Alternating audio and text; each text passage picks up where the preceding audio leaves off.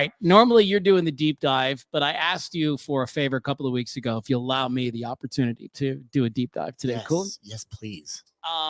And I want to talk about forgiveness because of something that I just had this incredibly powerful conversation with somebody recently about forgiveness. And one of the things that got brought up, somebody in the group said, what if what happened was so heinous, was so awful, that there's no room for forgiveness? And I thought, man, that's a powerful question because that's such a subjective thing. I mean, I'm granted there's a few things that we could name that are just horrible and everybody could agree that they're horrible. Sure. But by and large, our perspective dictates whether or not we feel like there's capacity for that forgiveness Right. or not, right?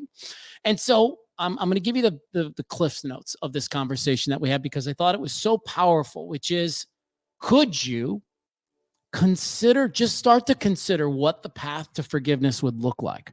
I'm not even asking you to forgive the person, but could you entertain in your head what a path to forgiveness would look like?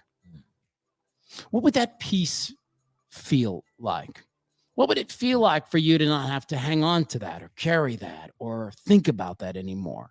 That's all I'm asking you to do. I'm not asking you to forgive anybody. I'm simply saying, what would the path to forgiveness look like? And I think by doing that, you will start to plant seeds for forgiveness later down the road. This may not be something you ever achieve, but by starting to entertain the thought of what will it look like, you start to plant the seeds of what it could look like. Yeah. And what would it feel like to Yeah. have that weight lifted? Yeah, with the peace. How nice would it be to set some of that stuff down? Yeah.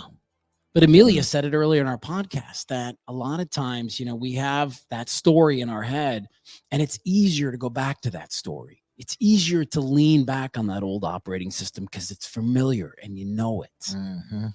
And what's your life going to look like when you don't carry that thing around anymore? Do you believe in this saying that forgiveness is not for them, it's for you? 100%.